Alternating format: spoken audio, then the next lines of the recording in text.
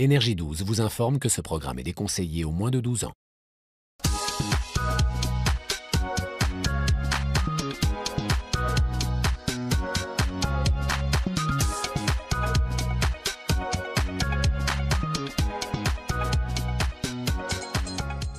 Bienvenue dans ce numéro spécial de Tellement Vrai. Simples enfants ou adolescents, ils ont commis les crimes les plus sanglants de l'histoire. Par vengeance, rancœur, par jalousie ou simple haine de leur entourage, ces enfants ont pris la vie de leurs parents ou de leurs proches sans parfois même le regretter. Comment ces jeunes ados ont-ils pu se transformer en véritables monstres et commettre l'irréparable? Comment expliquer de tels actes et que sont devenus ces enfants tueurs? Tellement Vrai a voulu faire la lumière sur les 15 crimes les plus atroces commis par des jeunes. On lui a demandé qu'est-ce que tu t'es fait à la main. Oh, je me suis juste fait ça quand j'ai tué ma mère. Maintenant, le monde se souviendra de moi. Je vais sûrement devenir célèbre. Quand on prend une vie, on devient un dieu pendant une fraction de seconde. Je ne crois pas avoir jamais été un monstre. Je ne pensais qu'à une chose, arrêter son cœur. Je ne sais toujours pas pourquoi j'ai fait ça. Je ne sais pas ce qui ne va pas chez moi. J'ai toujours un problème dans ma tête. Purée, ces voix dans ma tête. Trop jeune pour tuer, un documentaire exclusif Tellement Vrai. Ils étaient des garçons et des filles ordinaires. Je ne crois pas avoir jamais été un monstre. Jusqu'à ce que quelque chose casse en eux. Je ne pensais qu'à une chose, arrêter son cœur. Tous sont devenus des meurtriers avant l'âge de 18 ans. Coup de feu dans la cafétéria. Certains par amour, d'autres par vengeance, d'autres pour des raisons que nous ne découvrirons jamais. Il est impossible de savoir ce qui s'est passé dans la tête de cet adolescent. 15 meurtres atroces qui ont fait la une aux États-Unis. Ils ne pouvaient ni voter ni acheter de l'alcool, mais ces ados étaient capables de tuer.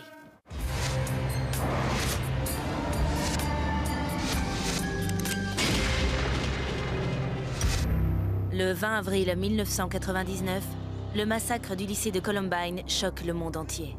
C'est la panique dans l'école. Des élèves ont été tués. Il nous faut la police. Mais 1 an et demi avant la tragédie du Colorado, un élève de seconde d'une petite ville du Mississippi vient à l'école avec la rage au cœur et un fusil. En 15e position de notre classement, les meurtres du lycée de Pearl. Maintenant, le monde se souviendra de moi. Je vais sûrement devenir célèbre.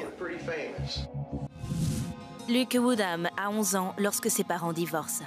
D'après lui, sa mère lui a reproché la rupture. Délaissé à la maison, il est le centre d'une attention malvenue à l'école. Luke faisait près de 2 mètres. Il devait peser dans les 115 kilos. C'était un faible. On ne pourrait le décrire que comme un peu ringard. Il a été brimé sans relâche pendant toute sa scolarité. C'est la première cause de cette fusillade à Pearl. Le 1er octobre 1997 est un mercredi matin comme les autres au lycée de Pearl, dans le Mississippi. Je remplissais des papiers avant l'école lorsque j'ai entendu les premiers coups de feu. Quelques minutes après 8 heures, environ 300 élèves attendent dans les couloirs de l'école que la cloche sonne. Je suis sorti pour voir ce qui se passait. J'ai fait volte-face et j'ai appelé la police.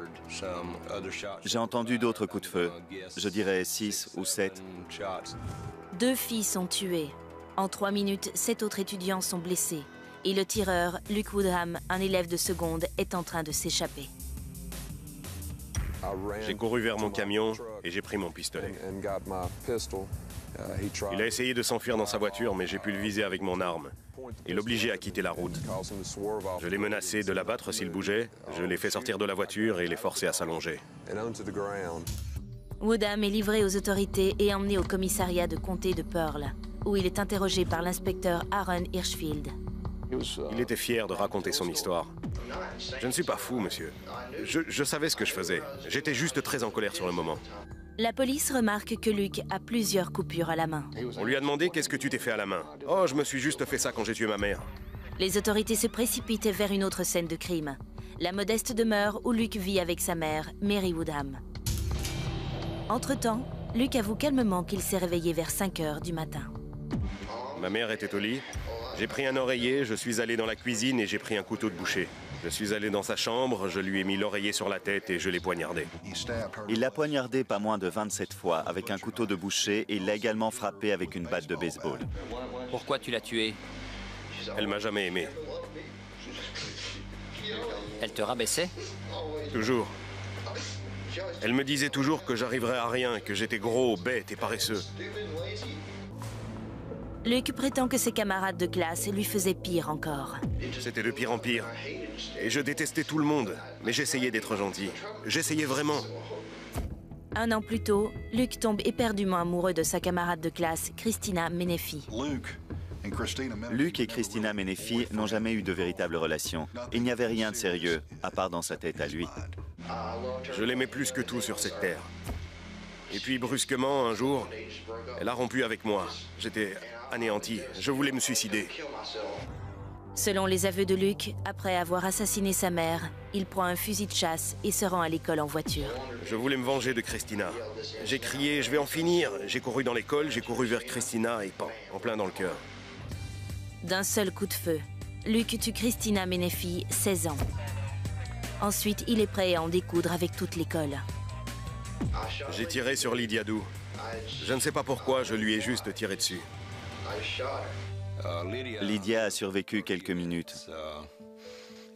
L'un des conseillers d'orientation était avec elle et l'a accompagnée dans les derniers instants de sa vie. Luke continue de faire feu et blesse 7 autres personnes. Après, j'ai essayé de m'enfuir. Myrick est arrivé et j'ai dit... Non, je ne veux pas mourir. Alors je me suis rendu.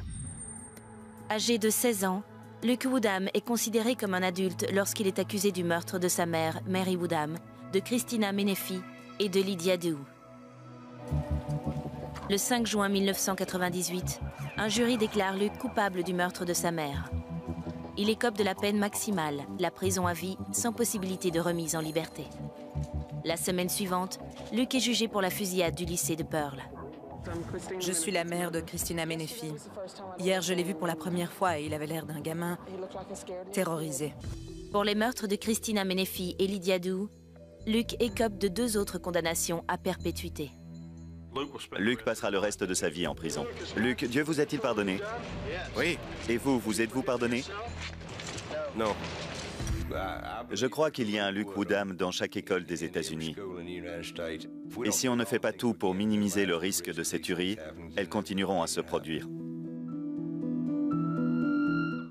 Un soi-disant vampire est accusé de meurtre, et la presse est assoiffée de sang dans une petite ville de Floride.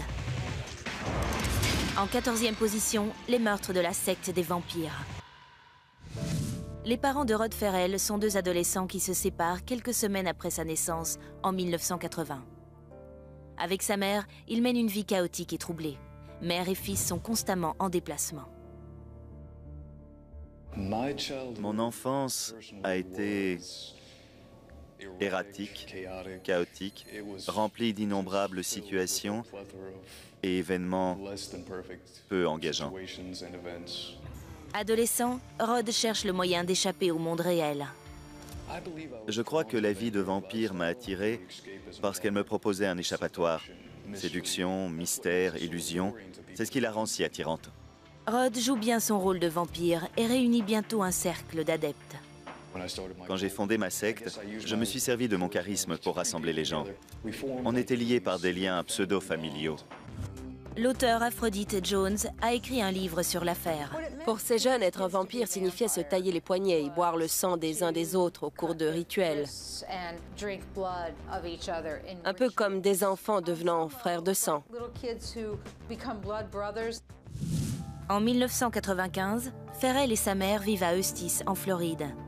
Rod devient ami avec une jeune fille du nom de Heather Wendorf. Elle était très intelligente. Ça m'a toujours attiré. En décembre 1995, Rod déménage dans le Kentucky. Mais d'après des documents judiciaires, il garde le contact avec Heather. On a eu de très nombreuses conversations téléphoniques. D'après des rapports officiels, Ferrell croit que Heather a peur de ses parents. Je ne veux pas dire que j'ai tiré une conclusion hâtive, mais après toutes ces années, je me dis que c'est peut-être ce que j'ai fait. En novembre 1996, Rod décide de sauver Heather de ses parents.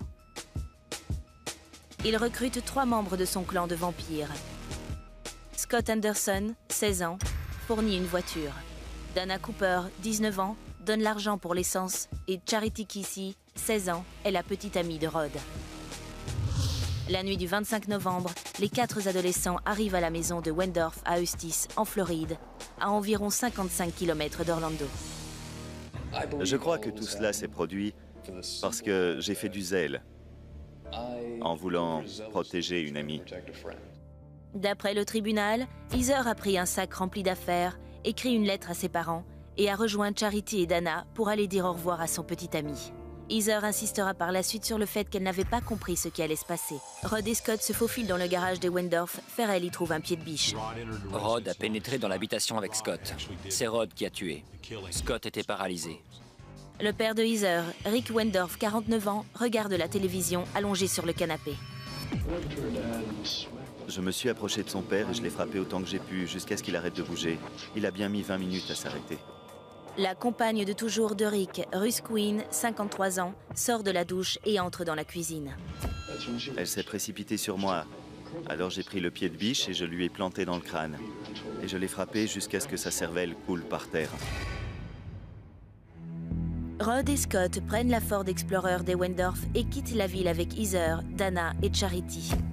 La sœur aînée de Heather, Jennifer, revient à la maison vers minuit. Jennifer Wendorf a trouvé sa mère et son père morts. Nous avons appris que Heather et un certain Rod Ferrell avaient l'intention de faire une fugue. 3 jours plus tard, les 5 adolescents sont capturés à Bâton Rouge, en Louisiane. Lorsque la police interroge Ferrell, ils se vantent d'avoir commis les 2 terribles meurtres. Quand on prend une vie, on devient un dieu pendant une fraction de seconde. C'est ce que j'ai ressenti. Mais si j'étais un dieu, je ne serais pas ici, j'imagine. Entre-temps, Heather clame son innocence. Je ne savais pas qu'il allait tuer mes parents. Je me rappelle lui avoir dit « Ne t'approche surtout pas de mes parents. Je les veux vivants. » Le 17 décembre 1996, Rod est inculpé pour le meurtre de Rick Wendorf et de Ruth Quinn. Ferrell commence par plaider non coupable. Mais au début de son procès, le 4 février 1998, il décide de plaider coupable. J'étais responsable de quelque chose qui n'était absolument pas nécessaire. Le procès passe directement à l'étape de la condamnation. Roderick Justin Ferrell, par l'autorité de ce tribunal, vous êtes condamné à la peine de mort. À ce moment-là, j'ai pensé... Bon, ben voilà. Je ne pouvais rien faire pour l'arrêter, et je n'étais pas sûr de le vouloir. Scott Anderson plaide coupable pour les 2 accusations de meurtre et est condamné à 2 peines de prison à perpétuité sans possibilité de libération. Accusé de complicité de meurtre, Charity Casey plaide coupable et écope d'une peine de 10 ans et demi. Dana Cooper plaide coupable pour le même chef d'accusation et est condamnée à 17 ans et demi de prison. Heather Wendorf n'a jamais été accusée de quoi que ce soit et continue à clamer son innocence. Elle est libre depuis le début, alors que nous avons été pénalisés au maximum. Rod Ferrell ne sera pas exécuté. En 1999, sa sentence est ramenée à la perpétuité sans possibilité de libération, suite à une décision de la Cour suprême de Floride. Selon Ferrell, ces années de prison l'ont transformé. En 2008, l'ancien vampire s'est même marié. Gina Maria Ferrell est ma femme et ma raison d'être. Le couple entame une correspondance lorsque Gina fait des recherches sur le cas de Rod pour un cours de criminologie. Pendant des années, beaucoup de gens m'ont demandé pourquoi j'ai fait ça. Et je leur réponds en toute honnêteté, on ne peut pas donner une explication si simpliste. Ce sont des choses qui mettent toute une vie à se former, surtout chez les jeunes. Il est absolument impossible de savoir ce qui s'est passé dans la tête de cet adolescent. Le ranch d'un journaliste célèbre dans le monde entier est le théâtre d'un triple homicide. J'ai immédiatement vu des choses très troublantes. En 13e position, la vengeance de Cody Posey. Cody Posey n'a que 3 ans lorsque ses parents divorcent. Il grandit au Nouveau-Mexique avec son père, Paul Posey. Leur relation est difficile. Il ne faisait jamais rien de bien aux yeux de son père. Rien de ce qu'il faisait n'allait. Il n'avait pas vraiment le droit d'être un petit garçon. L'auteur Robert Scott a écrit un livre sur cette affaire. Il a commencé à être question de mauvais traitements de la part de son père qui le battait. Il me maltraitait. Il était cruel. Je recevais des coups de poing, des gifles, des coups de pied, des coups de planche, etc. C'était très courant à la maison. À l'automne 2001, le père de Cody est employé comme responsable du Chavez Canyon Ranch, dont le propriétaire est le correspondant d'ABC News, Sam Donaldson. Cody vit dans le ranch avec son père, sa belle-mère, Tryon, et la fille de celle-ci, Marie-Léa. Cody et sa belle-mère ne s'entendaient pas. Il y avait beaucoup de tension entre eux. D'après Cody, son père, Paul, rend la vie au ranch intolérable. Alors que je grandissais, les mauvais traitements empiraient. Il me battait de plus en plus à coups de poing, de planches, de pierres et de pelles. Cody Posey a 14 ans lorsque ces mauvais traitements atteignent selon lui leur apogée dans la nuit du 4 juillet 2004. Il a été appelé dans la chambre. À en croire Cody, son père était debout en sous-vêtements et Tryon était dans le lit. Cody prétend que son père tenait une torche au butane, utilisée pour les soudures sur le ranch. Tryon a relevé les couvertures et elle était toute nue. Mon père a allumé la torche et m'a dit d'avoir des rapports avec Tryon. J'ai refusé de le faire et il m'a brûlé. C'était des brûlures assez importantes. Alors je suis sorti de la chambre aussi vite que possible. Cody se terre dans sa chambre le reste de la nuit.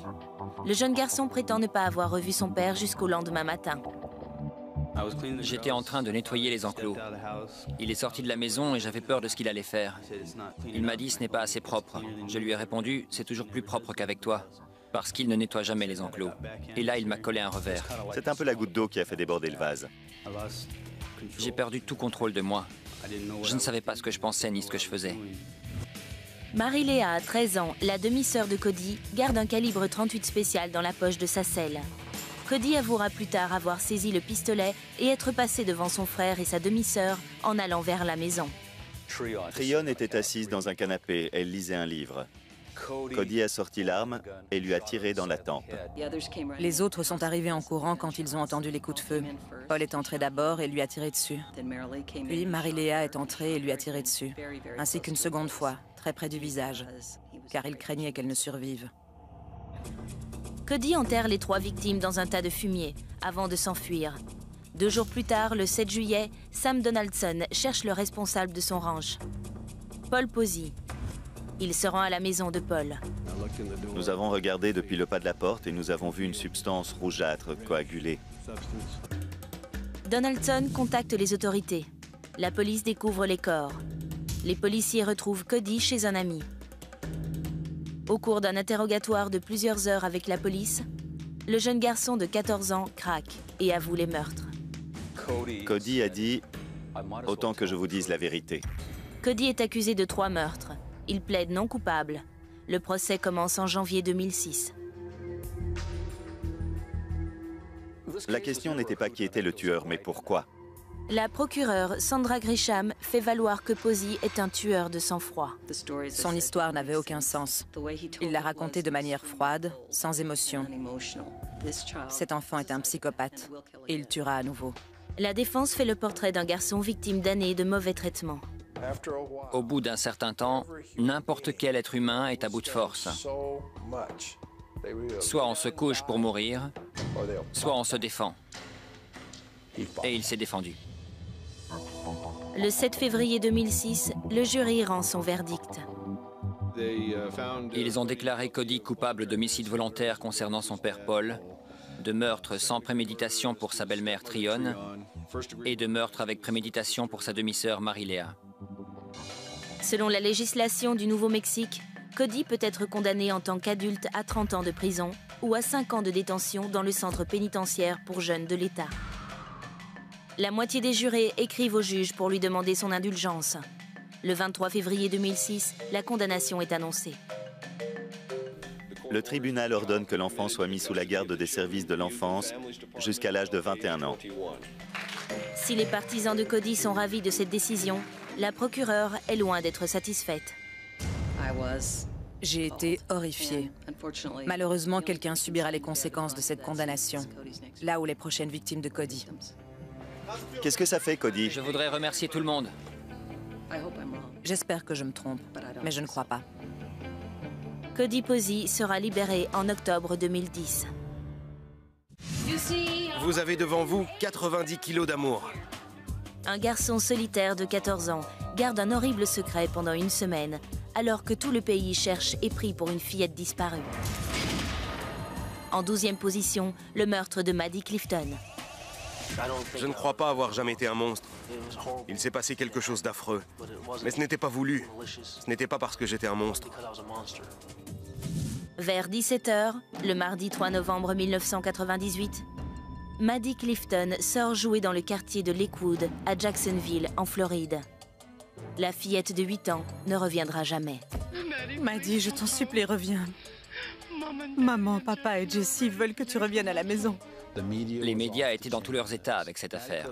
Maddie Clifton est devenue le visage de Jacksonville. Les gens venaient par centaines pour aider à retrouver cette petite fille. On cherche Maddie. Les recherches se poursuivent 7 jours durant, mais se terminent dans le quartier, là où elles ont commencé. Nous avons trouvé Maddie Clifton ce matin. Elle était morte. Joshua Phillips, 14 ans, a été arrêté et placé en garde à vue. Le jeune suspect a tout l'air d'un élève de 3e ordinaire, sans antécédent de violence ou de comportement à problème. J'étais très solitaire, très isolé. Steve Phillips, le père de Joshua, domine sa femme et son fils. C'est un homme immense, mesurant plus de 2 mètres et au tempérament explosif. Je me revois ouvrant la porte de la chambre de mes parents. Je voyais le bras de mon père prendre toute la longueur du mur. C'était effrayant. J'étais terrorisé par mon père. Steve Phillips impose des règles très strictes à son fils. Je ne devais jouer avec personne tant que mes parents n'étaient pas rentrés. Maddie Clifton habite juste en face. Maddie était une fille géniale. Elle était intelligente, elle adorait s'amuser. Elle pouvait être très petite fille comme très garçon manqué.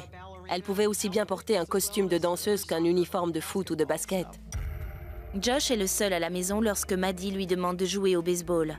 Il accepte, même s'il n'a pas le droit d'inviter des amis avant le retour de ses parents. Josh a frappé une balle qui a touché Maddie et l'a blessée.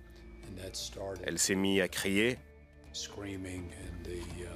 Josh a commencé à craindre d'être puni pour avoir fait quelque chose de mal. D'après des documents judiciaires, Josh dit avoir emmené Maddie dans sa chambre. La fillette de 8 ans saigne et est en pleurs. Josh sait que son père va bientôt rentrer. Il se saisit de la batte de baseball. Il l'a frappée, l'a mise sous son lit. Son père est rentré. Il a discuté avec lui. Il a entendu un bruit venant de Maddie dans sa chambre. Il y est retourné, il a ouvert le lit et a poignardé Maddie. Elle avait de multiples blessures à l'arme blanche, environ 9. Je crois qu'il s'est affolé. Et à ce moment-là, il l'a tuée. Au cours de la semaine où Maddie est recherchée, Josh garde son horrible secret. Il est rentré chez lui et se couchait sachant qu'elle était morte sous son lit. J'étais dans l'illusion que ça allait disparaître. C'était tout ce à quoi je pouvais me rattacher. Je me disais que si ça disparaissait, ma vie pourrait continuer normalement et que tout le monde oublierait. C'est ce que je me disais dans ma tête de gamin. Le mardi 10 novembre, l'odeur du corps en décomposition de Maddie est insoutenable. Missy Phillips décide de nettoyer la chambre de son fils. Elle remarque une tache humide sur le sol près du matelas d'eau. Je me suis dit, oh c'est pas vrai, le matelas a une fuite. Et dès que j'ai commencé à manipuler le côté du lit, il s'est ouvert. Et au moment où le panneau a cédé, c'est là que sa jambe est sortie et a touché ma main. D'un point de vue intellectuel, je savais. Mais d'un point de vue affectif, j'ai pensé que ça ne pouvait pas être ce que je croyais. Elle est allée prévenir la police. Ils ont bouclé le périmètre et le reste de l'enquête a commencé.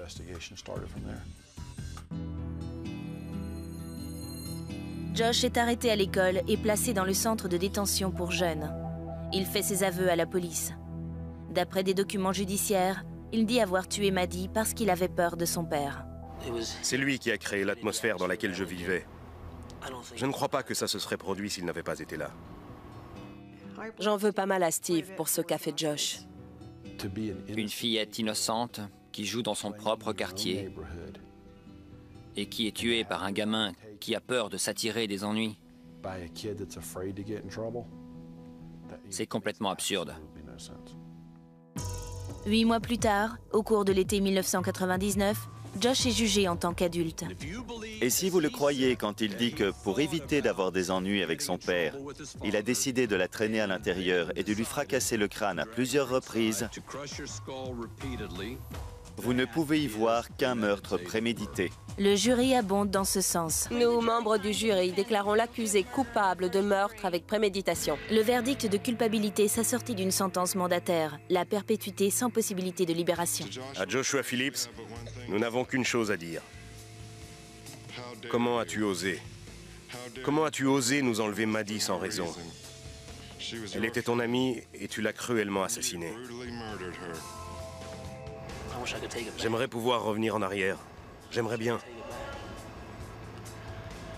J'aimerais que Maddie soit encore là. Elle méritait d'avoir une chance de vivre. Josh Phillips purge actuellement sa peine au centre correctionnel de Hardy en Floride. Steve Phillips est décédé dans un accident de voiture en 2000. Missy Phillips rend tous les mois visite à son fils et emploie un avocat pour faire appel sur le dossier de Josh. Si cette société considère que les enfants qui font cela sont impardonnables, alors je suis bien là où je dois être. Mais il se trouve que j'ai changé. Je sais que je ne suis plus le même. Il n'y a rien en moi qui veuille faire du mal à qui que ce soit. C'était un fils de pasteur, un garçon sage qui n'avait qu'un défaut, un jeu vidéo détesté par son père. En 11e position, Daniel Petrick et la tuerie inspirée par Halo. Daniel Petrick, 16 ans, a tout l'air d'un garçon ordinaire du Midwest.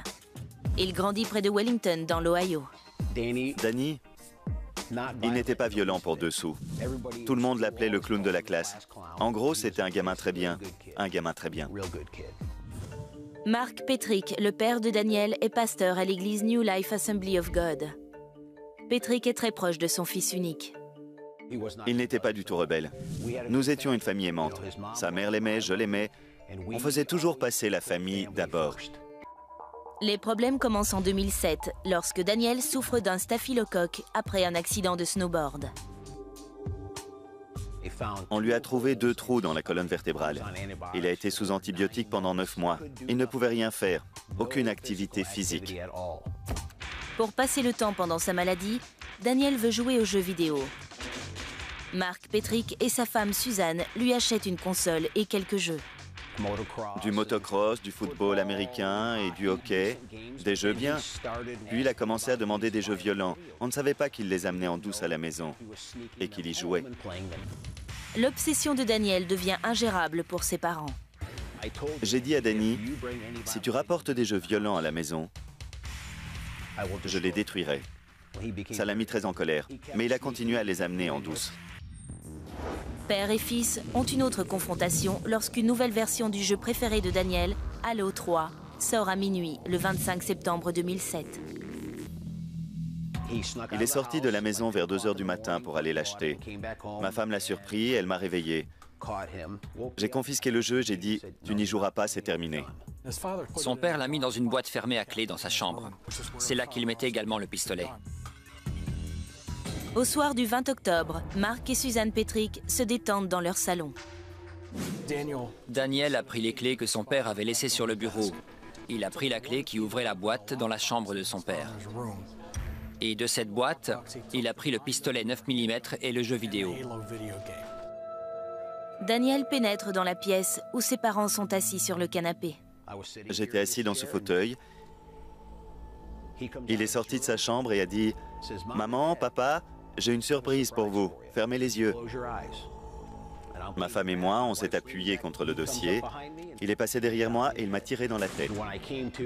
Quand je suis revenu à moi, j'ai regardé et j'ai cru que ma femme dormait. J'ignorais qu'il avait tiré dessus 4 fois et qu'elle était morte. Danny s'est assis à côté de moi et m'a dit « Tiens papa, prends ça. » Il a essayé de me donner le pistolet et là j'ai compris. Il m'avait tiré dessus. Daniel essaie de maquiller la tuerie en meurtre-suicide, mais son plan échoue. J'ai entendu sonner à la porte. C'était ma sœur et mon beau-frère. Alors ma sœur a commencé à crier et puis elle a appelé l'ambulance. Je ne sais pas ce qui s'est passé. Je suis passée chez mes parents et ma mère est blessée. Mon père est blessé aussi. Mon frère est là. C'est pas vrai. Mon Dieu, pourquoi ça nous arrive à nous?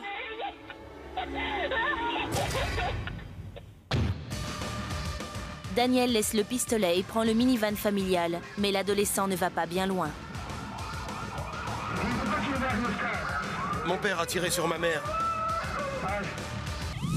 Entre-temps, Mark Petrick est amené à l'hôpital, où il est interrogé par la police. Monsieur Petrick, est-ce que Daniel vous a tiré dessus? J'étais tellement en colère. J'étais très aigri. J'avais une véritable haine pour mon fils. Moi, un pasteur qui apprend aux autres à savoir pardonner, et j'étais plein de haine, alors que je suis censé être un homme de Dieu. Daniel Petrick est accusé de meurtre aggravé et de tentative de meurtre aggravé. Il plaide non coupable. Le procès débute en décembre 2008. À ce moment, Mark Petrick avait pardonné à son fils. Je t'aime, Danny. Je ne compte plus le nombre de fois où il m'a dit « Papa, maman me manque ». Sa douleur est très profonde et c'est normal. Si ce n'était pas le cas, je ne prendrais pas la parole pour lui aujourd'hui. En janvier 2009, Daniel Petrick est déclaré coupable de meurtre et de tentative de meurtre. 6 mois plus tard, le 17 juin, le jeune homme de 17 ans est condamné à la prison à perpétuité. Daniel, c'est l'occasion pour vous de parler si vous le souhaitez.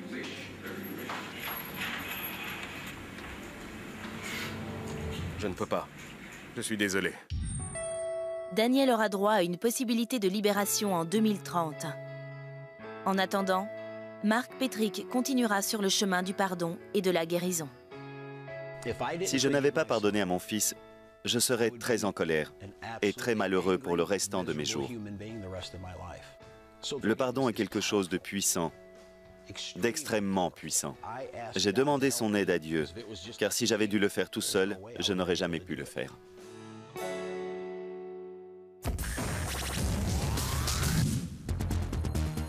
Un élève de 3e menace de refaire Columbine. Personne ne le croit, jusqu'à ce qu'il soit trop tard. En 10e position, les meurtres du lycée de Santana. Lorsque ses parents divorcent, Andy Williams, 13 ans, quitte le Maryland avec son père. Il s'installe à Santee en Californie, une banlieue de San Diego. Nouvel élève en classe de 3e au lycée de Santana, Andy est souvent victime de brimades. Il se fait toujours avoir et il se fait cogner. On le traitait comme un moins que rien. Il ne se défend jamais. Il encaisse sans rien dire. En milieu d'année, Andy n'en peut plus de se faire maltraiter. Il a décidé de se venger, c'est ce qu'il a fait. Andy se vante de son projet de vengeance. J'ai entendu dire qu'il avait parlé d'apporter une arme à l'école, mais personne ne le croyait.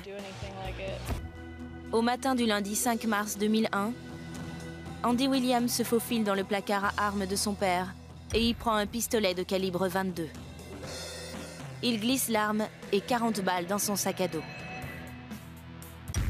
Vers 9h20, Andy amène son sac à dos dans les toilettes des garçons du lycée.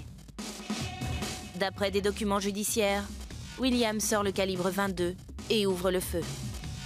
J'ai entendu des coups. Ça ressemblait à des pétards. Peter Ruiz, responsable de la sécurité, se précipite sur les lieux pour enquêter.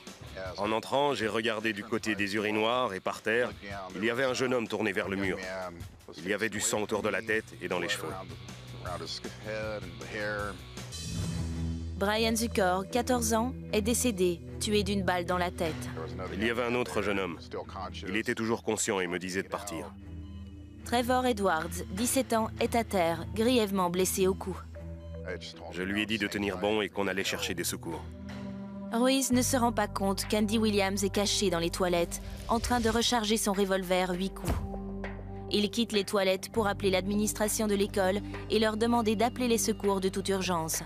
Il est alors 9h22. Fusillade au lycée de Santana. Qui a été touché? Un élève. Donc on ne sait pas où est le tireur? Non, je n'en ai aucune idée. Andy ouvre la porte des toilettes et commence à faire feu dans la cour. J'ai senti quelque chose me frapper au bas du dos et je suis tombé vers le milieu de la cour. Là, j'ai compris que j'étais touché. John Shard, un élève de première, revient tout juste d'un cours de photographie. J'avais un appareil photo dans mon sac et j'ai voulu immortaliser la scène. Sur cette photo, l'un des vigiles du lycée a été touché. On le voit juste là. Selon des témoins, Andy trouve une autre cible, Randy Gordon, 17 ans. Randy avait été touché en tentant de s'enfuir. Il est mort dans les bras d'un de mes professeurs. En quelques minutes, les shérifs adjoints de San Diego répondent à l'appel à l'aide. On a vu la police qui se rapprochait peu à peu du bâtiment. Les policiers encerclent les toilettes où Williams est posté. On s'attendait à une fusillade pas possible. On a fini par le voir sortir des toilettes. La police l'a obligé à s'allonger sur le sol. À 9h28, moins de 10 minutes après le début de la fusillade, Andy Williams est amené en garde à vue. 2 étudiants sont morts, Brian Zukor et Randy Gordon. Randy voulait entrer dans la marine. Il en rêvait. Brian venait d'arriver au lycée et essayait sans doute encore de s'intégrer. 13 autres personnes sont blessées. Le 20 juin 2002, Andy Williams plaide coupable pour 2 meurtres avec préméditation et 13 tentatives de meurtre.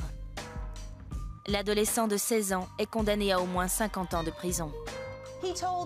Il a dit et répété à plein de gens qu'il allait refaire Columbine, et personne ne l'a pris au sérieux. Il aura droit à une possibilité de libération en 2052. Cette adolescente, originaire de l'Idaho, est amoureuse à la folie. Mais quand elle doit choisir entre son amour et ses parents, elle prend une décision qui choque les États-Unis. Il y a très peu de filles qui ont fait ça. En 9e position, Sarah Johnson et les meurtres de Bellevue. Premier mardi de septembre, le lendemain d'un jour férié aux États-Unis, dans un quartier huppé de Bellevue, dans l'Idaho. Le meurtre a eu lieu le matin du 2 septembre 2004 à 6h20. Sarah Johnson a dit avoir été réveillée par un coup de feu venant de la chambre de ses parents. Elle en a entendu un autre et effrayée, elle s'est enfuie de la maison. Un voisin appelle la police qui trouve la mère de Sarah, Diane Johnson, 52 ans, dans le lit, morte d'une balle dans la tête. Le corps du père de Sarah, Alan Johnson, 52 ans, est sur le sol de la chambre. Alan sortait de la douche et on lui a tiré dessus à bout portant avec une Winchester Magnum 264. La police boucle rapidement tout le périmètre. Ils ont eu la présence d'esprit de remettre la poubelle dans le jardin. À environ 2 maisons de là, on a arrêté le camion poubelle. Faute de cela, on n'aurait pas pu récupérer les preuves. Dans la poubelle, on découvre un peignoir rose taché de sang et 2 gants, l'un en cuir marron et l'autre en latex, tous deux à l'intérieur du peignoir. Lorsque les policiers ont demandé à Sarah si elle avait jeté quelque chose dans la poubelle, elle a répondu spontanément « Jamais je n'aurais tué mes parents ». Ça nous a poussé à croire qu'elle pouvait être impliquée. Dès le début, Sarah Johnson, 16 ans, est le suspect numéro 1. Et son comportement continue d'éveiller les soupçons.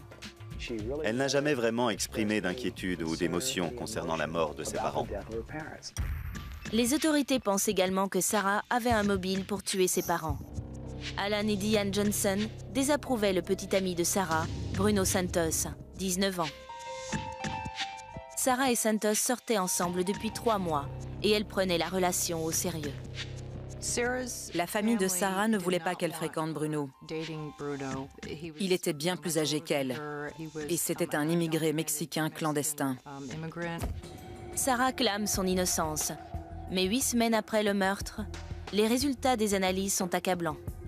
L'ADN de Sarah est bien sur le gant de latex retrouvé sur les lieux du crime. Le 30 octobre, Sarah Johnson, 16 ans, est accusée de 2 meurtres avec préméditation. Elle plaide non coupable. Sarah a 18 ans lorsque son procès débute en février 2005. Sarah est innocente. Elle n'a pas appuyé sur la gâchette. L'affaire dépend de la définition du mobile de Sarah. Elle était obsédée par Bruno. Nous savons que c'est lui le catalyseur de l'incident. Selon le procureur, le vendredi 29 août, Sarah ne rentre pas de la nuit. Son père et son oncle sont allés la chercher et l'ont retrouvée dans l'appartement de Bruno. Quand ils sont revenus à la maison, il y a eu une terrible dispute entre Sarah et ses parents. Beaucoup de colère et de cris. Alan et Diane voulaient non seulement lui interdire de voir Bruno, mais aussi aller à la police et éventuellement porter plainte pour détournement de mineurs. D'après des témoignages au tribunal, la mère de Sarah a l'intention d'aller voir la police le mardi, après le long week-end. Mais aucune plainte ne sera déposée, car cette rencontre n'aura jamais lieu. La famille de Sarah louait une maison derrière la leur à un homme qui possédait plusieurs armes à feu. Elle savait que les armes se trouvaient là. Le locataire n'est toujours pas rentré de son long week-end le matin du crime. Sarah est allée dans la maison louée, y a pris une arme, puis s'est rendue dans la chambre de ses parents. Elle a visé la tête de sa mère Diane à bout portant, a appuyé sur la gâchette, puis est allée dans la salle de bain où son père était en train de se doucher. Selon les procureurs, Sarah vise son père en plein cœur, puis se précipite vers le garage. Elle est passée devant une des poubelles et y a jeté un peignoir, un gant de latex, des balles et un gant de cuir. Elle a tout jeté puis a couru dans la rue en criant. L'ADN de Sarah sur le gant de latex conclut l'affaire. Sarah Johnson est déclarée coupable des 2 meurtres, ce qui confère à l'adolescente une bien triste place dans l'histoire. Sarah Johnson est à notre connaissance la seule adolescente à avoir tué ses 2 parents. Le frère de Sarah, Matt Johnson, témoigne lors de la condamnation. Monsieur le juge, je vous demande la peine maximale, car je sens qu'elle n'a aucun remords et qu'elle le referait aujourd'hui même, sauf qu'elle le préparerait mieux. Elle essaierait de ne pas se faire prendre. Sarah prend également la parole. Ce sera son unique déclaration au tribunal. J'aimais mes parents et j'aime ma famille. Je pleure la perte de mes parents. J'espère reconstruire ma vie et prouver que je peux être une citoyenne utile. C'est tout ce que j'ai à dire.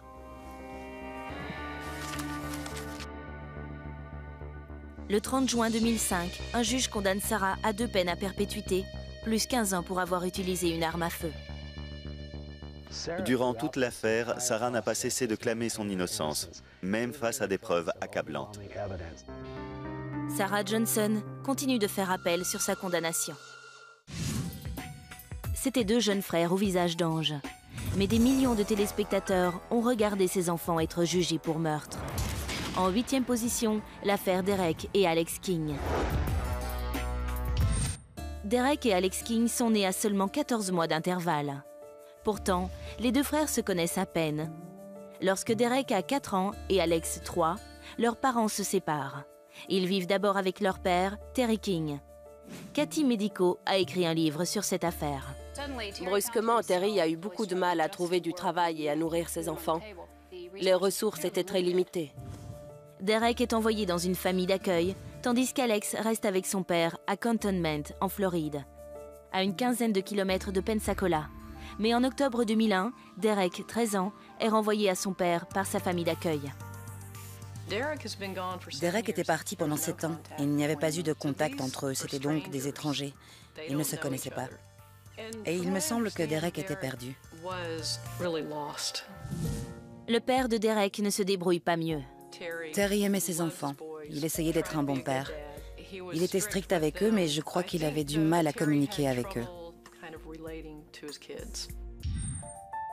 Le vendredi 16 novembre, 3 semaines seulement après les retrouvailles de la famille, Derek et Alex fuguent.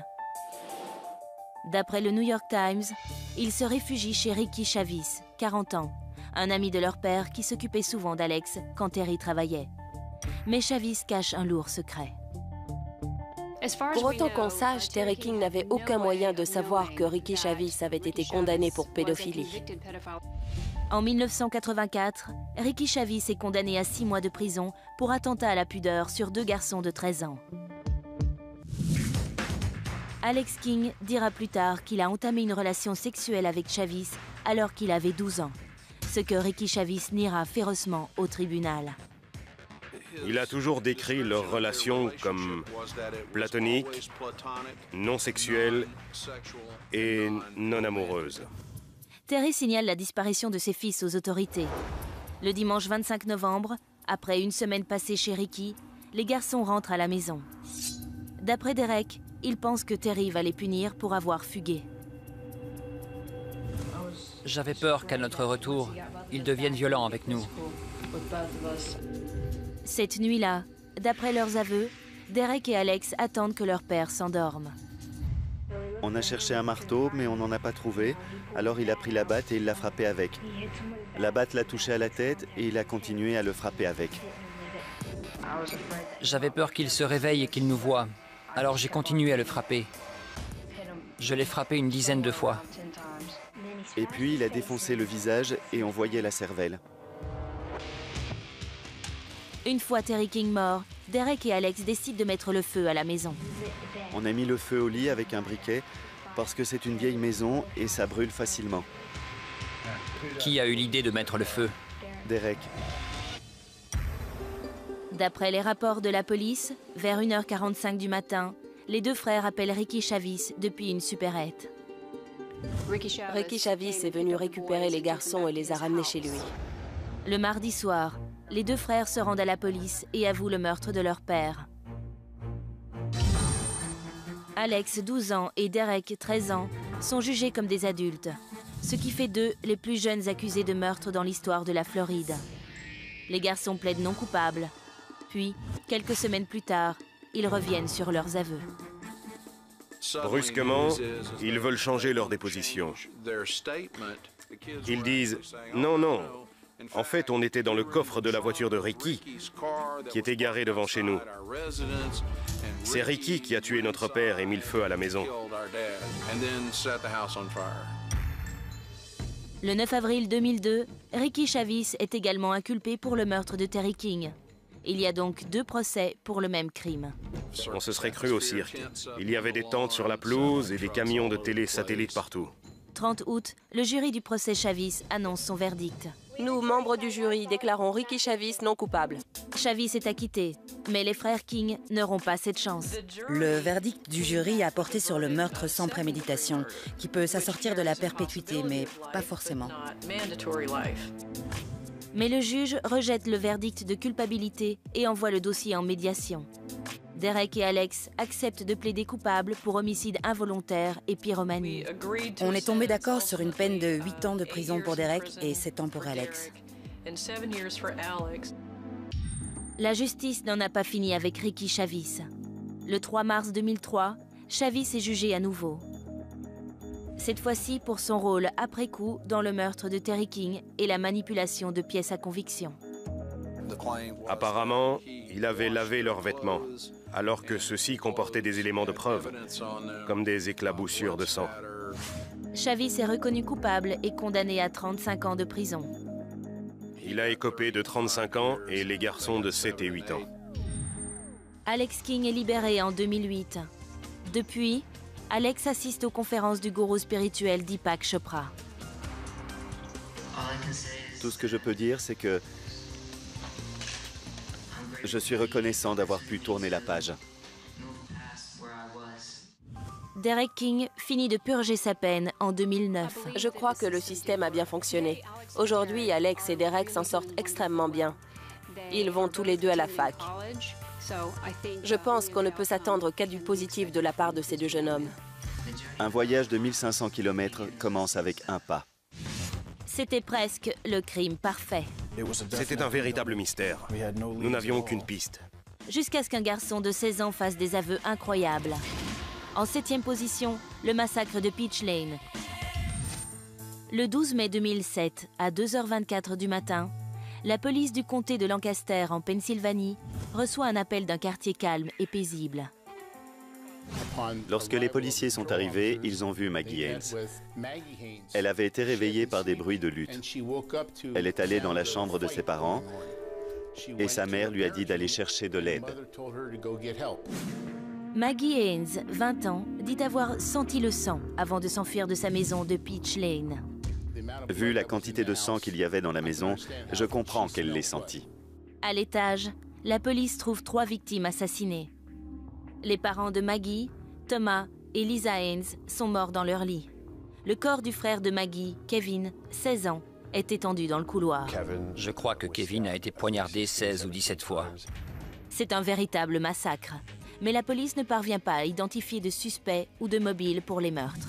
Les inspecteurs interrogent de nombreux camarades de classe de Kevin, et notamment Alec Crader, 16 ans.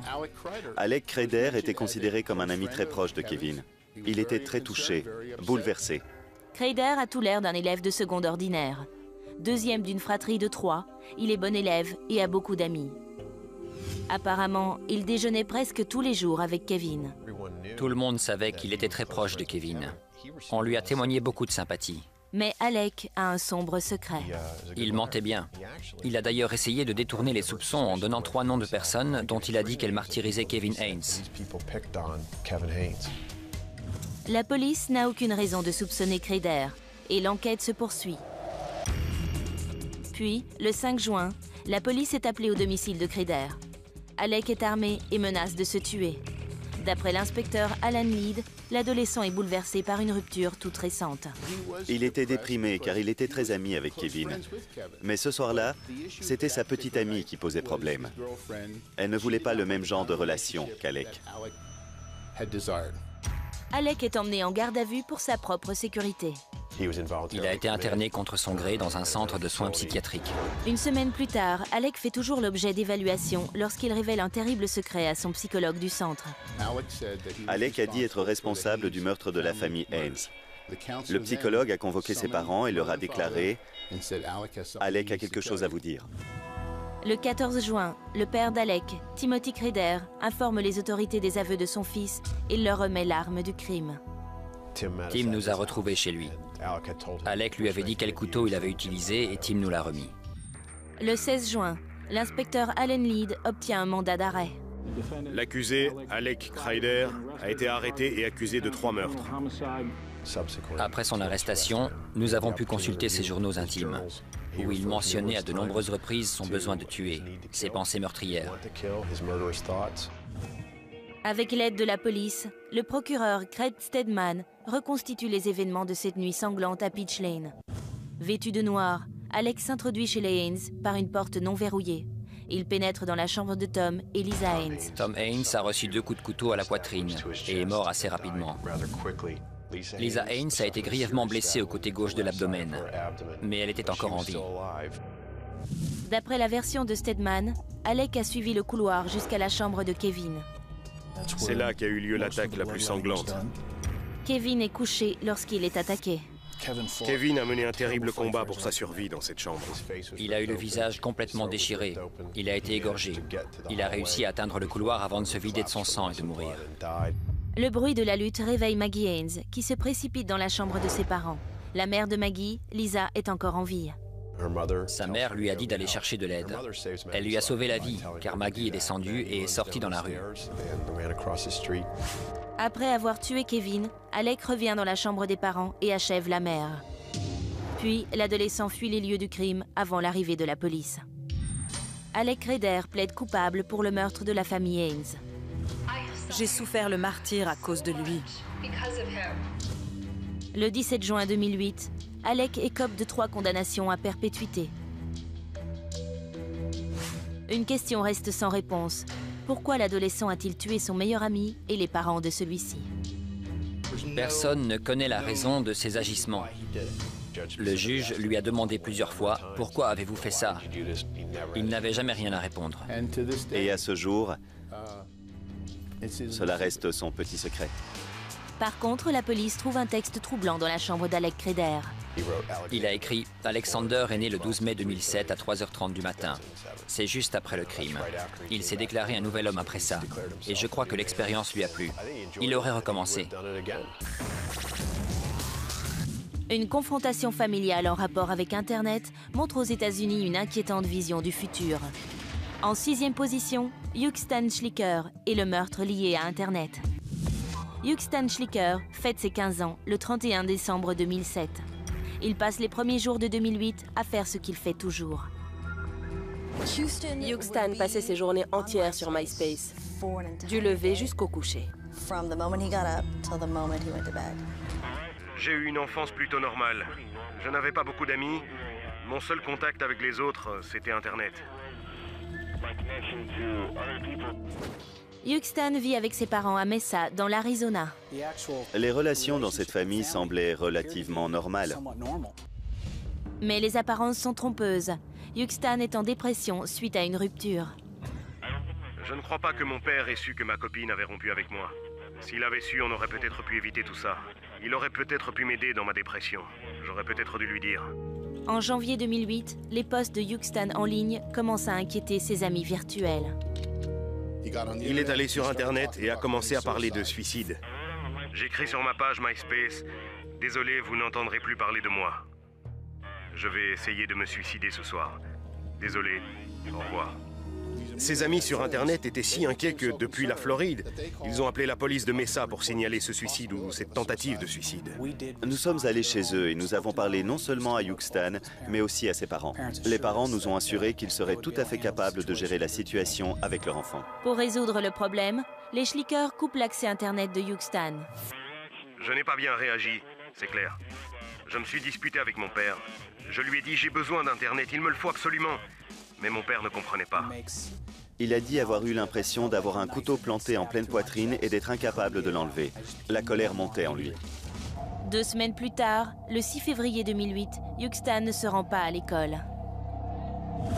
Il est descendu dans le garage pour prendre une boisson dans le frigo et là, il a vu un étui d'arme à feu. C'était une carabine 12 coups. Alors il s'est dit, je pourrais me tuer ou peut-être tuer mon père, ou alors je me tue et mon père me trouvera. Il est monté dans sa chambre et pendant plusieurs heures, il a envisagé ses possibilités. Il s'est même dit que si son père ne rentrait pas d'ici 16 heures, il ne ferait rien. Pourquoi 16 heures? Personne ne le sait. Le père de Yukstan rentre à la maison vers 14 heures. Yukstan est posté dans la maison avec la carabine. Il est allé vers lui, lui a mis la carabine derrière la tête et a appuyé sur la gâchette. Le coup de carabine à bout portant tue le père Yukstan sur le coup. Le corps de son père étendu dans la cuisine, Yukstan décroche le téléphone. Il a appelé une amie, lui a dit qu'il venait d'abattre son père et qu'il voulait se suicider. Elle lui a dit « ça n'en vaut pas la peine, appelle la police, dis-leur ce que tu as fait ». Et c'est exactement ce qu'il a fait. Il a appelé la police et a été emmené en garde à vue. Je ne comprends pas pourquoi c'est arrivé. J'ai succombé à ma dépression et maintenant, mon père est mort. Le 14 février 2008, Yukstan est inculpé de meurtre avec préméditation, en tant qu'adulte. 1 an plus tard, en mai 2009, Yukstan plaide coupable pour meurtre sans préméditation. Quand un client risque de passer sa vie en prison, surtout si jeune, on cherche toujours à trouver un arrangement pour le plaidoyer afin de résoudre l'affaire. Et c'est ce qu'on a fait. Le 10 juillet 2009, Yukstan Schlicker est condamné à 20 ans de prison. Il doit être libéré en 2029. Mon père était le type le plus génial que je connaisse. Je l'aimais. Il me manque terriblement. Un élève de seconde enragé est au centre d'un énorme battage médiatique dans une petite ville de l'Oregon. Des coups de feu dans la cafétéria. C'est devenu un événement national et international en l'espace de peut-être 2 heures. En 5e position, l'affaire Kip Kinkle. On aurait dû le voir venir. Il y avait des signes avant-coureurs flagrants et ses parents savaient que leur fils Kip posait des problèmes. Kip Kinkle vit à Springfield, dans l'Oregon. Une communauté paisible et étroitement liée. Il a du mal à grandir dans l'ombre de sa sœur. C'était un peu le mouton noir de la famille. Il avait une sœur aînée parfaite, jolie, bonne athlète, excellente élève. Ses parents étaient tous les deux enseignants. En gros, ils n'étaient pas à la hauteur de leurs attentes. Le 20 mai 1998, la police est appelée au lycée de Thurston en raison du vol d'un pistolet. Un responsable de l'école identifie Kip Kinkle, 15 ans, comme possible suspect. Kip Kinkle était fasciné par les armes à feu et en possédait déjà plusieurs. On est allé voir dans son casier et on y a effectivement trouvé un pistolet Beretta semi-automatique de calibre 32 entièrement chargé. Kip est arrêté pour possession d'armes à feu. À ce moment, on le menace de le renvoyer de l'école.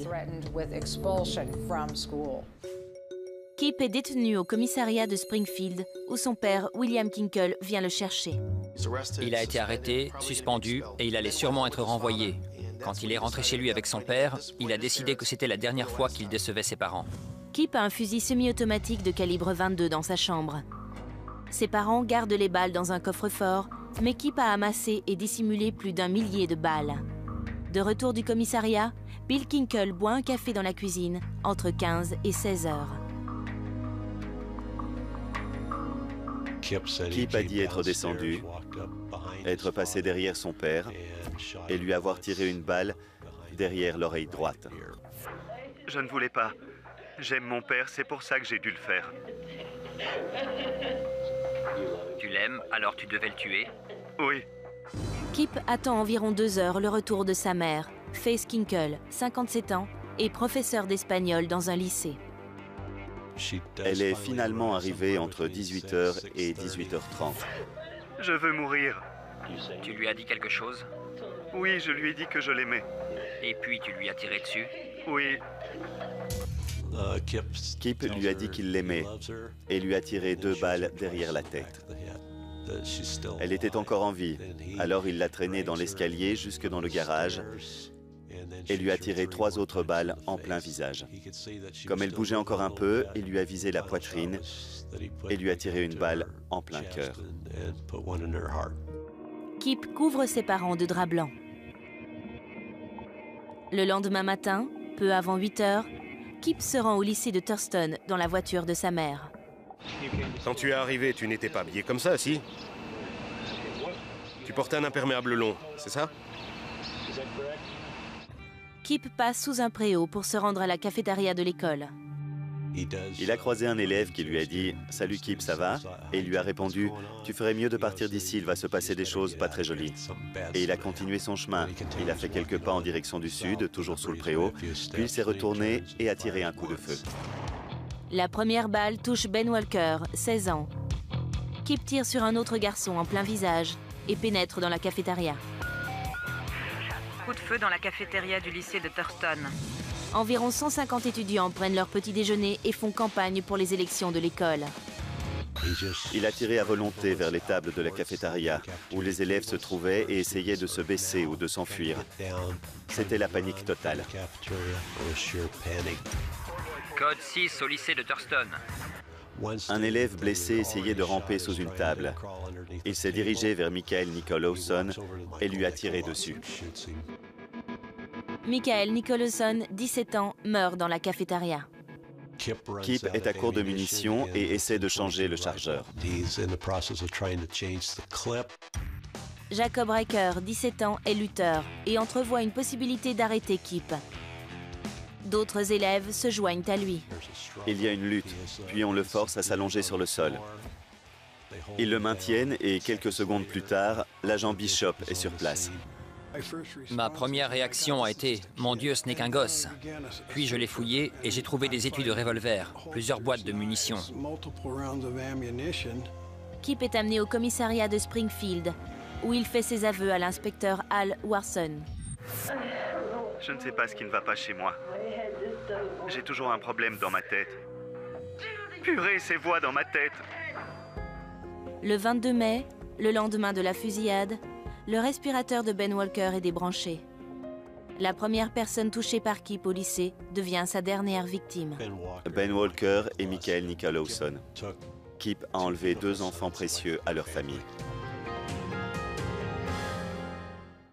Kip Kinkle est accusé de 4 meurtres aggravés. D'après des documents judiciaires, lors de sa descente au lycée de Thurston, il a tiré 51 balles, dont 37 ont touché ses victimes, faisant 2 morts et 22 blessés. On avait toujours dit que ça n'arriverait jamais ici. C'est toute la communauté qui perd son innocence. Le 24 septembre 1999, Kip Kinkle plaide coupable. Il est condamné à 111 ans de prison. Un adolescent troublé, enlisé dans une relation avec un pédophile et une communauté pleurant la mort d'un jeune innocent. En 4e position, le meurtre d'Eddie Werner. Sam Manzi, 15 ans, de Jackson Township dans le New Jersey, est un solitaire qui n'aime pas jouer dehors ou avec les jeunes de son âge. L'auteur Brian Karem a écrit un livre sur cette affaire. C'était le geek typique. Il adorait Internet et les ordinateurs. Il ne savait pas où se situer dans la réalité. Sam cherche à s'intégrer quelque part. Il m'a dit qu'il pensait être homosexuel. Je sais que ça le torturait. Sur Internet, il a commencé à fréquenter les chats gays. Dans le cyberespace, Sam trouve le contact qu'il recherche. Un pédophile du nom de Steven Simmons. D'après des rapports judiciaires, Simmons a été condamné 2 fois pour des crimes sexuels sur mineurs. Steven a 42 ans et Sam 14. lorsque, d'après la police, il se donne rendez-vous dans un centre commercial du New Jersey en août 1996. Il a découché et le lendemain, en revenant à la maison, il a dit à ses parents qu'il a dormi dans les bois. Ils ne l'ont pas cru, parce qu'il était propre et rasé. Mais ils n'ont pas su quoi faire, donc au départ, ils n'ont rien fait. D'après les rapports de la police, Sam retrouve Simmons à au moins 3 reprises lors des mois qui suivent. Il est clair qu'il avait de l'affection pour cet homme. Depuis 1997, Sam a un comportement de plus en plus rebelle à la maison et destructeur. Il faisait des trous dans les murs à coups de poing, criait après ses parents. Les problèmes vont croissant. En août 1997, les Manzi emmènent leur fils dans une clinique psychiatrique où il suit 5 heures de thérapie quotidienne. Ses parents lui ont trouvé de l'aide. Il a avoué à un thérapeute qu'il avait eu des rapports avec cet homme. La police est intervenue. Les autorités sont prévenues, de même que Nick et Dolores Manzi. Et là, il nous a avoué qu'il fréquentait Steve Simmons depuis 1 an. Le lundi 22 septembre, Manzi est incontrôlable. Ses parents demandent son internement à temps plein dans une clinique psychiatrique. Par l'intermédiaire de ses parents, Sam Manzi criait à l'aide. Il ne criait pas à l'aide après l'incident.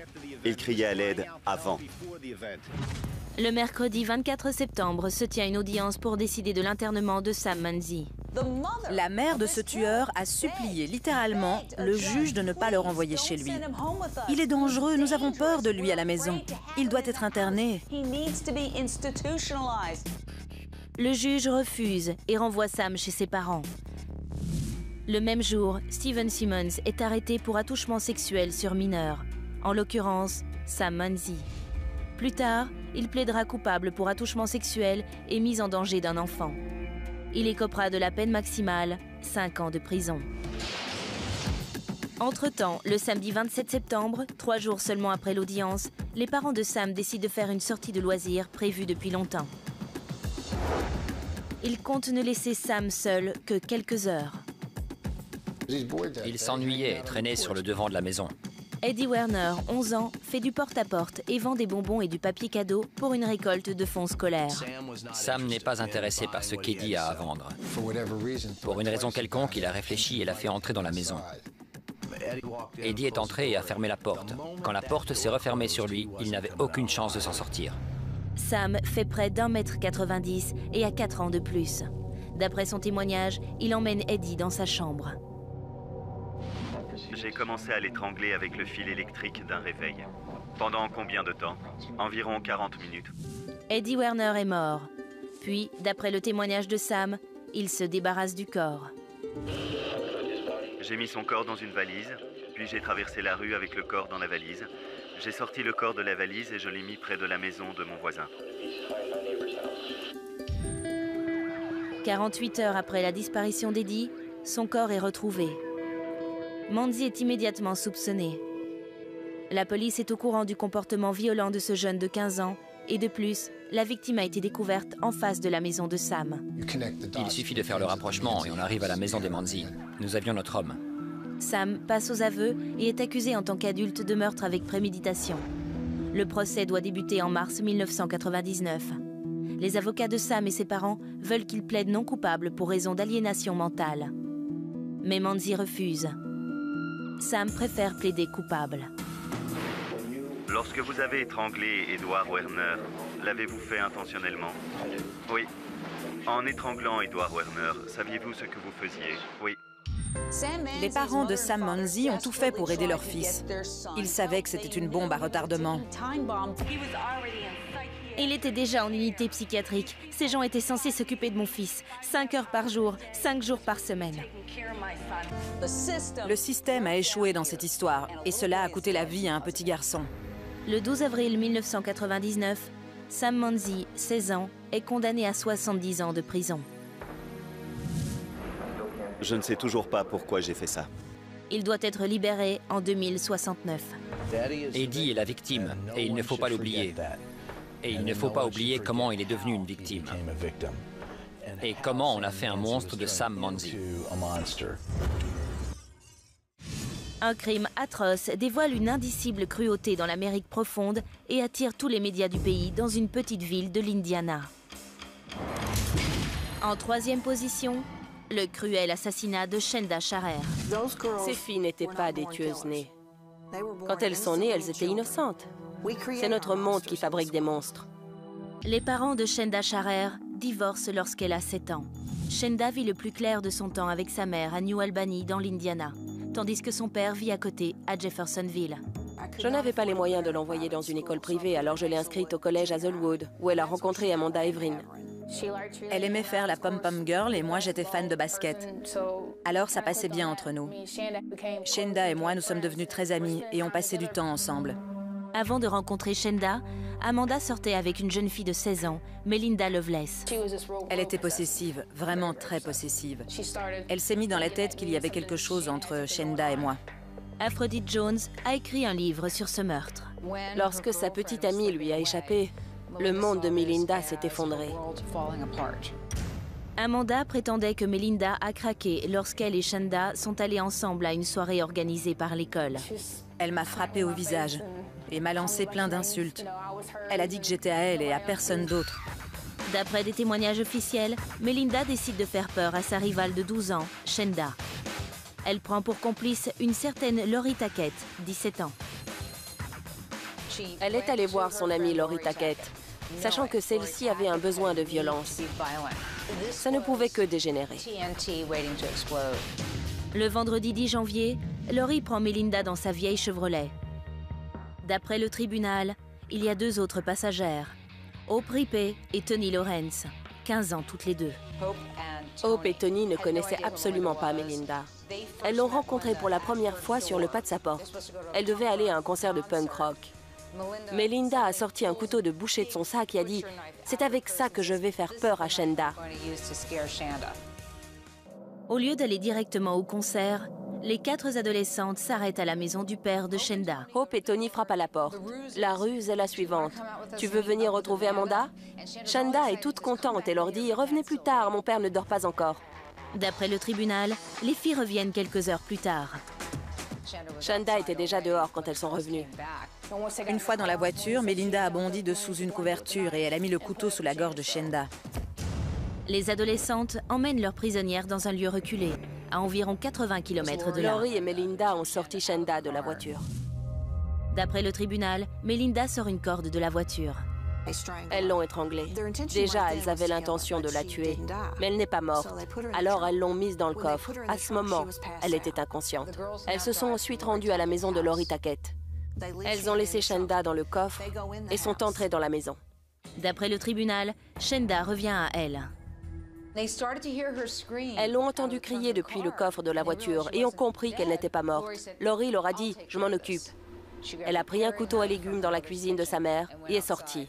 Là, elles ont entendu quelques cris étouffés. Puis Shenda s'est tue.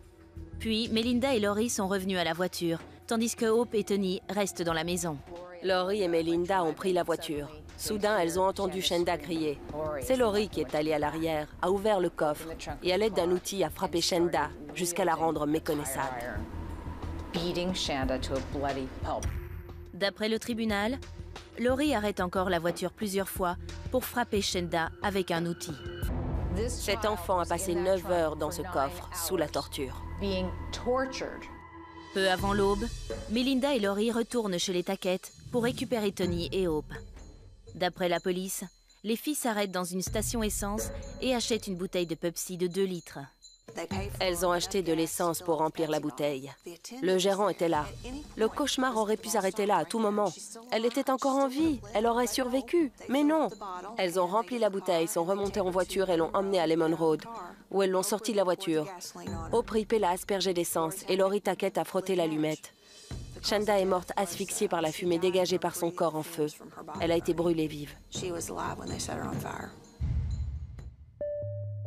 12 heures plus tard, Tony Lawrence vient au commissariat du comté de Jefferson et passe aux aveux.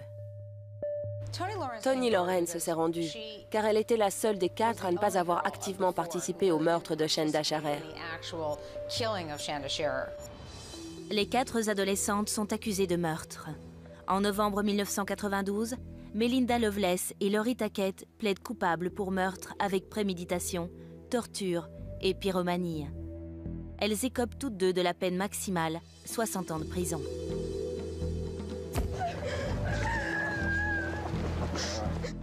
Hope Rippey plaide coupable pour meurtre, torture et pyromanie. Tony Lawrence plaide coupable pour séquestration criminelle. D'après leurs témoignages, elles ne sont pas intervenues car elles avaient peur de ce qui pouvait leur arriver. Elles n'ont pas pensé une seule fois à Shenda. Tony est condamnée à 20 ans de prison. Elle est libérée en 2000. Hope écope d'abord de 50 ans, mais sa peine est ensuite réduite à 35 ans. Elle est libérée en 2006. Melinda Loveless et Lori Tackett doivent être libérées en 2052. Je ne veux pas penser à l'épreuve qu'elle a subie. Mais je survis au jour le jour en me disant qu'elle est en paix et que personne ne lui fera plus jamais de mal. La presse américaine converge vers une paisible ville de fermiers dans l'État de New York, lorsqu'une frimousse de 13 ans commet un meurtre impensable. J'ai montré ma tête et j'ai fait « j'ai besoin d'aide ». En deuxième position, Eric Smith et le meurtre de Derrick Robbie. Eric Smith grandit à Savona, dans l'État de New York, une petite communauté rurale. Eric est un souffre-douleur. Avec mes cheveux roux, mes lunettes et mes oreilles décollées, les grands et plusieurs de mes camarades s'acharnaient sur moi. À 13 ans, Eric est frustré et débordant de rage. Il cherche désespérément l'aide de son père. Je suis allé le voir et je lui ai dit « Papa, je n'en peux plus, je suis en colère ». Et il m'a fait « Va te défouler sur un arbre ». Je lui ai dit « Je l'ai déjà fait, regarde ». Et j'avais les mains en sang. Il m'a dit « Tu t'en remettras ». Au matin du 2 août 1993, Eric se rend à bicyclette au centre aéré dans un parc de la ville. Entre-temps, Derrick Robbie, 4 ans, quitte sa maison pour aller au centre aéré. Il a dit au revoir à sa mère au niveau de cette porte. Puis il s'est dirigé vers ce trottoir et l'a emprunté pour aller vers le jardin public. C'est la première fois que Derrick va au parc tout seul. Je ne pensais pas qu'il pouvait lui arriver quoi que ce soit sur un trajet de 400 mètres sans avoir de rue à traverser. Eric a arrêté son vélo à hauteur de Derrick et a essayé de le convaincre de prendre un raccourci par le jardin public. Je l'ai choisi parce qu'il était sans défense. Je ne connaissais pas son nom. Le raccourci est un chemin étroit au milieu d'un champ vide. Au cœur des mauvaises herbes, Eric lâche son vélo et se rapproche de Derrick. Eric a saisi Derrick à la gorge pour l'étouffer. Le petit garçon s'est mis à faire des moulinets et à battre des bras et des jambes. Pendant que je tuais Derrick, je pensais à la personne qui me tourmentait. Je le voyais dans ma tête et j'ai vu tous ceux qui se moquaient de moi. J'étais en train de me venger d'eux. Le jeune assassin veut s'assurer que sa victime est bien morte. Eric a ramassé une pierre et l'a jetée sur le corps de Derrick. Il a ensuite pris une pierre qui devait bien peser 15 kilos et l'a jetée sur le corps et la tête de Derrick. Eric a presque épanché sa rage, mais il n'en a pas encore fini. Le corps de Derrick, post-mortem, a été sodomisé à l'aide d'un petit bâton. Je n'en ai pas tiré de plaisir sexuel. C'était dans un but précis. Je ne savais pas s'il était mort ou pas. S'il ne l'était pas, j'avais très peur qu'il se relève et qu'il parle. Je ne pensais qu'à une chose, arrêter son cœur. J'ai essayé de le frapper à la poitrine, mais ça n'a pas traversé. La seule chose qui m'est venue à l'esprit pour atteindre son cœur a été de le sodomiser avec un bâton. Moins de 10 minutes après être parti de chez lui, l'enfant de 4 ans est mort. En regardant Derrick, je me suis dit, mais qu'est-ce que tu as fait? Vers 11 h, la mère de Derrick vient récupérer son fils au centre aéré. Doreen découvre alors que son fils n'est jamais arrivé. Les recherches ont été de grande envergure. Environ 4 heures après le début de l'enquête, le corps de Derrick a été localisé. Ce crime atroce choque la communauté de Savona.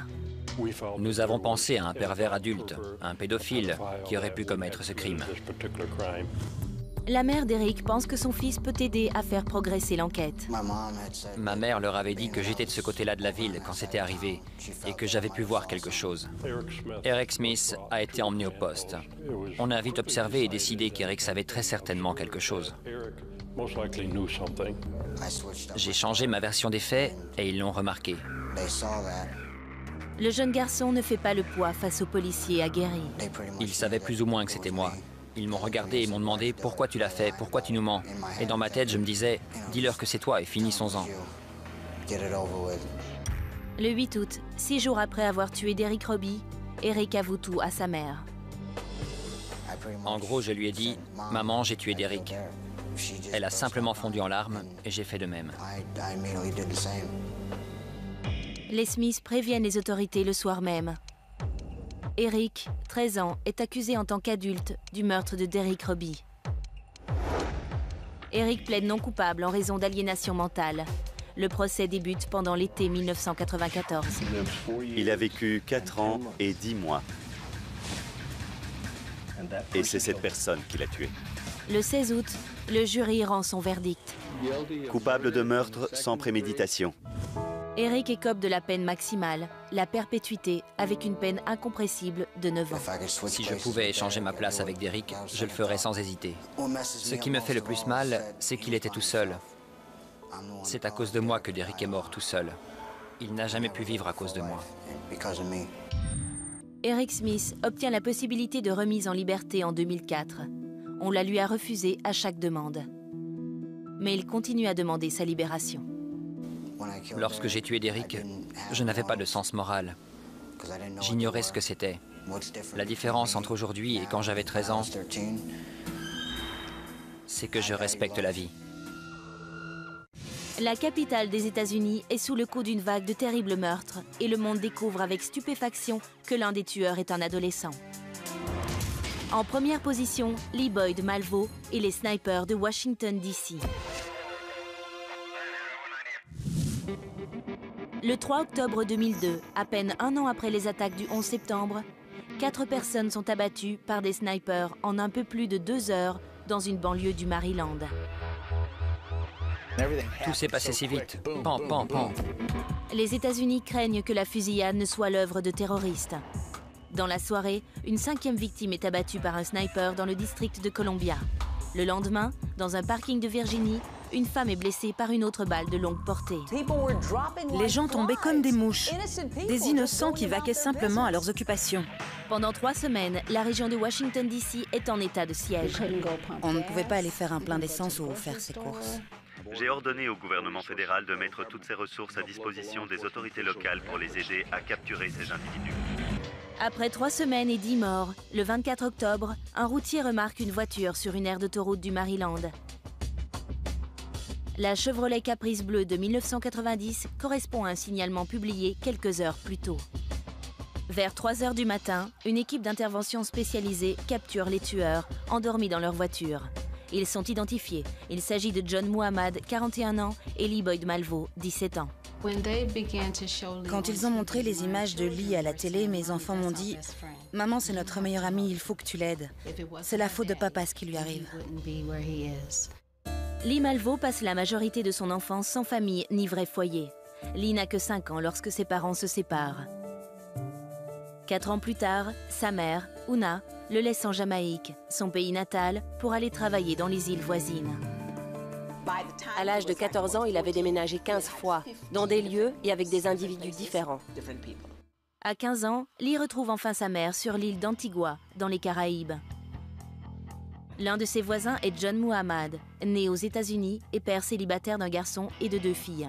Malvo est immédiatement attiré par Muhammad, qui a 39 ans. Il était génial avec les enfants, qu'il adorait. Lee en est venu à le considérer comme son père. 1 an plus tard, Lee va vivre en Floride avec sa mère, tandis que Muhammad emmène sa famille au loin. Il est allé à Bellingham, dans l'État de Washington, avec nos enfants et a vécu dans une mission, un refuge. Les autorités de Bellingham découvrent que John Muhammad n'a pas la garde légale de ses 3 enfants. En septembre 2001, les enfants retrouvent l'ex-femme de Muhammad, Mildred, qui vit au Maryland, juste à l'extérieur de Washington, D.C. John veut à tout prix retrouver ses enfants. Il organise un plan et Lee Malvo en fait partie. John l'a appelé et lui a dit que les enfants avaient été enlevés. Lee saute dans un bus qui l'amène de la Floride à l'État de Washington. C'est là que l'entraînement au tir a commencé. Muhammad, un vétéran de la guerre du Golfe, commence à entraîner Malvo pour en faire un soldat. Il a décidé de faire de ce jeune homme une machine à tuer. Le 16 février 2002, John Muhammad fait passer un test à Malvo. Armé d'un pistolet, le garçon de 16 ans doit se rendre chez une femme qui a aidé Mildred Muhammad lors de son combat pour la garde des enfants. Il a dit à Lee d'attendre qu'elle ouvre la porte et de lui dire simplement « Voilà pour vous ». La personne ciblée n'est pas chez elle. C'est en fait Kinya Cook, la nièce de cette femme, qui ouvre la porte. Et elle a reçu une balle en plein visage. Le meurtre de Kinya Cook a été le premier, mais il a aussi marqué la mort symbolique de Lee Boyd Malvo. De la fin février au mois d'octobre, Muhammad et Malvo parcourent les États-Unis et commettent des crimes violents. Il y a eu une série de vols, de meurtres.